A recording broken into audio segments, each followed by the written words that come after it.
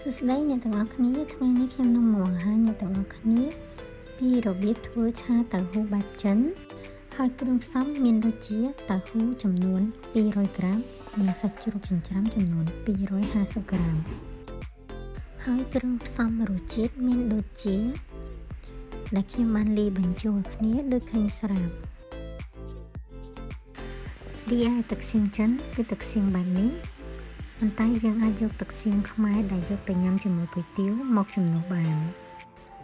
និងគ្រឿងផ្សំផ្សេងទៀតគឺគល់ខ្ទឹមចិញ្ច្រាំ1ស្លាបព្រាបាយនិងខ្ទឹមសចិញ្ច្រាំ1ស្លាបព្រាបាយនិងខ្ញីចិញ្ច្រាំកន្លះស្លាបព្រាកាហ្វេប្រេងល្ង1ស្លាបព្រាបាយនិងម្ទេសឆាចិនដែលមានដបបែបនេះឬយើងអាចប្រើម្ទេសឆាខ្មែរយើងដែលមិនសូវហឹរហើយប្រៃមកជំនួសបានតោះអញ្ចឹងយើងទៅមើលរបៀបធ្វើទាំងអស់គ្នាយើងដាក់ខ្ទះឲ្យក្តៅហើយដាក់ប្រេងចូលដើម្បីលីងគល់ខ្ទឹមនិងខ្ទឹមសនិងខ្ញីកន្លះស្លាបព្រាបាយរបស់យើងឲ្យឈ្ងុយ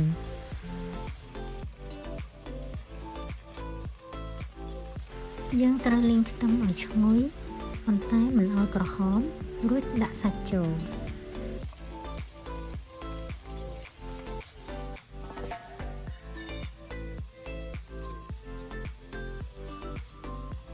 ពេលដែលសាច់យើងឆ្អិនល្មមហើយយើងដាក់ម្ទេសឆាយើង2ស្លាបព្រាកាហ្វេឬកន្លះស្លាបព្រាបាយចូល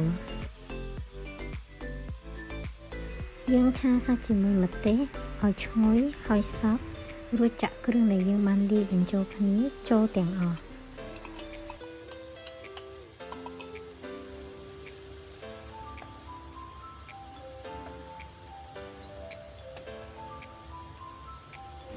រួចឆាសាច់យើងឲ្យចូលជាតិមួយសន្ទុះសម្ដាក់តៅហ៊ូចូល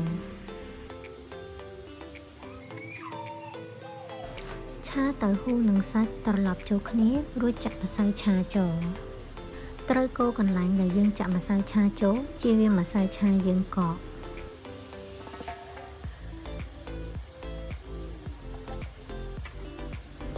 នៅពេលឆាយើងអាចប្រើចង្កឹះកូរជៀសវាងបែកតៅហ៊ូមើលទៅមិនស្អាតឬមិនឆ្ងាញ់ដាក់ស្លឹកខ្ទឹមចូលពាក់កណ្ដាលទុកពាក់កណ្ដាលដើម្បីទុកដាក់នៅពេលដួសដាក់ចានរួចដាក់ប្រេងល្ងចូលទាំងអស់តៅហ៊ូឆាយើងរួចរាល់ហើយទាំងអស់គ្នាអាចធ្វើឲ្យសាបបន្តិចសម្រាប់ក្មេងៗឬមនុស្សចាស់អរគុណសម្រាប់ការទស្សនាវីដេអូនេះពីដើមដល់ចប់